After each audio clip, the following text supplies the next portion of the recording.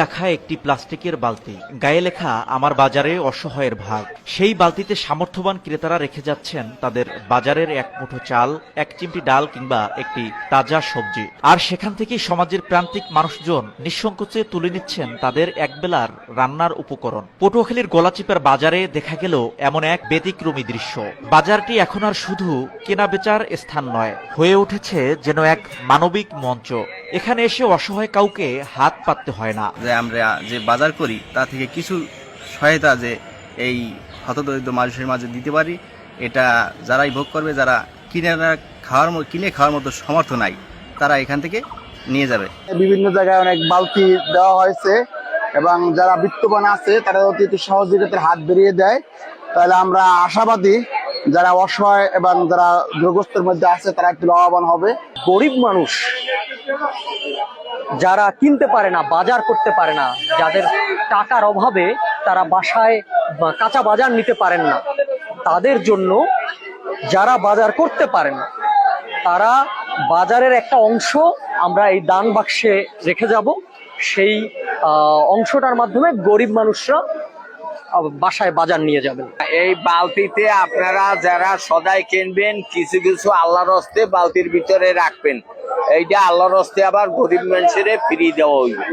আমাদের 5টা পণ্য আছে যে বলবো ভাই এই কেজি কত দাম, এই টাকা, তখন আমরা এই দান বাক্সটা দেখাবো।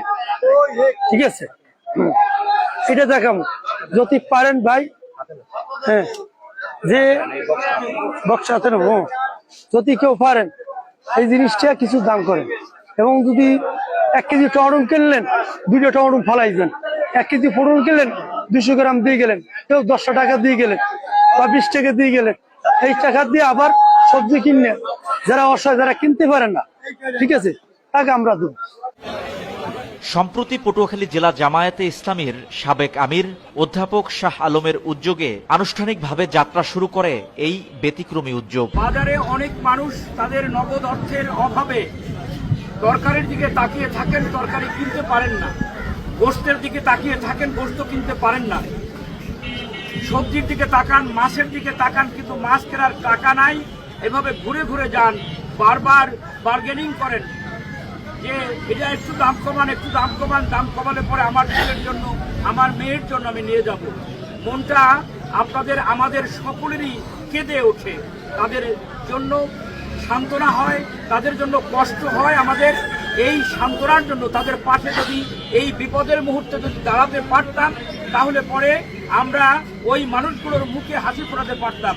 আমরা সকলে মিলে যদি ছোট্ট একটু স্যাক্রিফাইস করতে পারি, আমার বাজার আমার টাকা, কিন্তু ওই বাজার থেকে ছোট্ট 1 টুকরা আলু, ছোট্ট 1 টুকরা পেঁয়াজ, একটু হলুদের গুঁড়া, একটু মরিচের গুঁড়া, একটা কাঁচা মরিচ, 5টা কাঁচা মরিচ, এটা যদি ওই মানুষগুলোর জন্য যদি রেখে যেতে পারতাম, তাহলে পরে অত্যন্ত স্বাবলম্বী হয়ে অত্যন্ত স্বাভাবিক একটা জীবনে তারা ফিরতে পারতেন। আর ওই মন্দভাবে অত্যন্ত করুণ চাহনি দিয়ে ওই সবজি কিংবা মাছ কিংবা গোশতের দিকে তাদেরকে তাকাতে হবে না। কর্মসূচির অংশ হিসেবে প্রতিটি কাঁচা বাজার ও মুদি দোকানে বসানো হয়েছে প্লাস্টিকের বালতি। দোকানদারদের সহযোগিতায় সেগুলোতে জমা হচ্ছে চাল, ডাল, আলু, শাক, পেঁয়াজ সহ নিত্য প্রয়োজনীয় নানান পণ্য।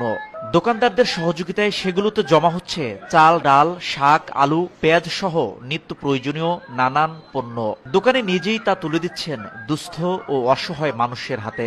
এই কর্মসূচি প্রমাণ করে দায়িত্ববোধ ও সদিচ্ছা থাকলে একটি বালতি সমাজে এনে দিতে পারে পরিবর্তনের ছোঁয়া।